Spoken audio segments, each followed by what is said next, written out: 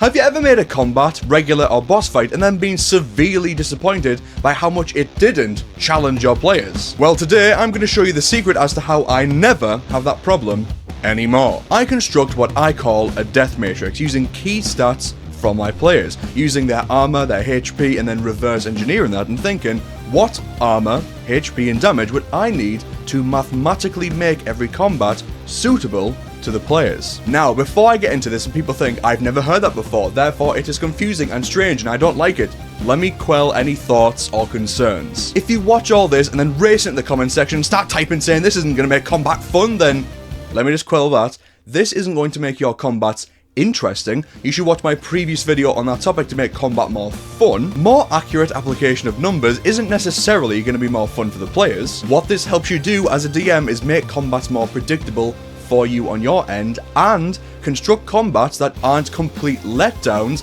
after you build up an important enemy. Also, the name Death Matrix is just for fun and dramatics. It's not the intent to kill your players. So, let's begin. First of all, what you're going to do is construct a list or a table. I prefer to use a table because I can have rows and columns, and then list all the player characters and any recurring allies that join them in combat. Then, in its own dedicated column, you're going to put their HP, their AC, their average damage, their strongest save, and their weakest save. This, of course, is going to tell you how much HP they have on their side, what's their average damage that they can output to your enemies, and highlight what's the weakest part of their character so you can implement challenges to challenge them. Also, just a side note, I say to log their weakest save, so if everyone's weak at charisma save, then a boss fight may utilize this. But to those that think, and there are people that think this because I've encountered them in real life, heard stories about it, and online of course, those players that think that if a DM does this, they're trying to beat their players,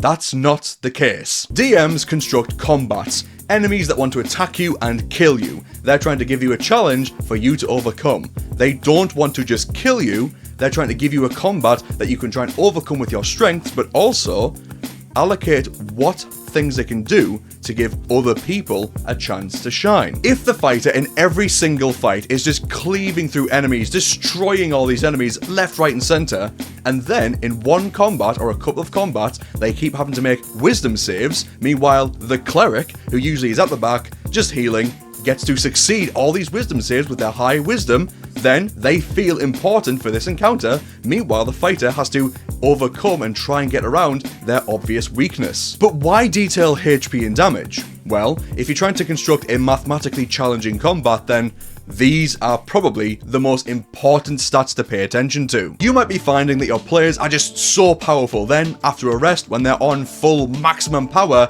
they just destroy boss fights. But if you know the total party HP, then you can construct combats that will take into account how much HP they have with the damage to really push the players. The way that I do this is taking the party's HP and dividing it by 3 to accommodate for an average of about 3 rounds. Stay with me. I choose 3 rounds because if combat goes beyond that, it tends to just drag. You want combat, especially boss fights, to be explosive, so if the party's HP is total 300 and you have the enemies deal about 100 damage a turn, that's really going to push them. But please note, if you just take the HP of the party and divide it by 3, you are going to see downed players after 2 or 3 rounds. So, this should be used only to make a combat that will really push your players, most likely a hard boss fight. If you want an easier fight, you can drop the damage output by 20 per difficulty. So a harder fight will be just divided by 3. Meanwhile, a medium to easier fight, drop the damage by 20 each time, so that the damage output isn't really enough to put a massive dent in the players. Instead, they can have a pretty equal match with their damage against the enemies. Meanwhile, the damage from the enemy side on them isn't going to destroy them. And the same on the enemy side. If the players have an insane damage output, then give the enemies enough HP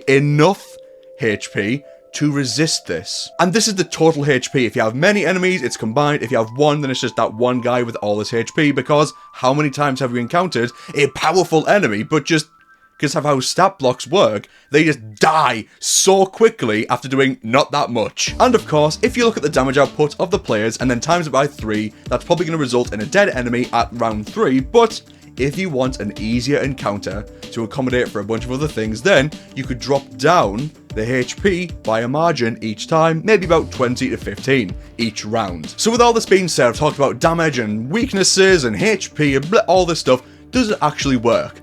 Absolutely. This has worked amazingly across the board with these different groups that I've run, different kinds of players, different number of players. It's worked amazingly because how could it not? It's mathematically balanced against each other to generate the encounters that I want. Hard, medium, easier, that kind of thing. It worked amazingly last night when I had an encounter against a bunch of gnolls, following after an encounter with a bunch of gnolls where I didn't use a death matrix and it just got creamed. Like, everyone just died so quickly, and then I adjusted it with the death matrix and it was an incredibly close fight against these demon summoning gnoll cultists. However, with that being said, you do have to consider the makeup of your party. For example, is one of your players a life cleric, and theoretically they could use a bunch of damaging spells, but mainly you've seen as they play, they tend to just heal everybody every turn and pretty much do nothing in the way of damage. If that's the case, then consider the lack of damage they deal, but the amount of HP on average that they give back to the party, and adjust the HP accordingly. Is one of your players a wizard next to a barbarian with a bunch of HP? That's going to be a lot of HP and not much HP. So if all the enemies target the wizard, that's an entire row taken out of the death matrix, which means the data that you've collected will be very, very harsh against the remaining standing players if the wizard, who deals a bunch of damage, isn't standing. If you're going to use multiple encounters, for example, you're in a dungeon with multiple rooms and multiple enemies, don't have it so every single one of those encounters, the HP of the enemies equals the damage of the players, if the players can't really regain their HP much. Otherwise, they are just going to slowly die after every encounter is basically challenging enough to be a boss fight on their own. Don't use a death matrix to catch your players out. Instead, share the HP, share the damage across all these different encounters,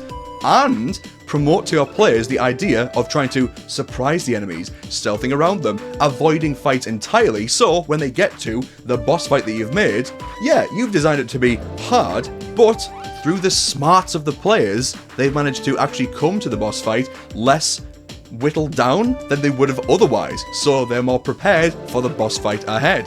That's fine. Don't think your players are going to be like, oh, that was too easy. If they use their smarts to avoid encounters and make it more fun in their own dungeon, they aced it. Also, when I say enemy HP, think, is this the HP of an ogre, or is this the HP of a ghost? A ghost that has multiple resistances and immunities if the players don't have the means to overcome those resistances. If not, that ghost doesn't have 40 HP, it has basically 80 HP. And finally, this should go without saying, don't use this tool for evil. Don't use this tool to just kill your players and destroy them, and then, when it all goes wrong and the players don't like this, turn back to me and say, well, Dungeon Bits told me to do it.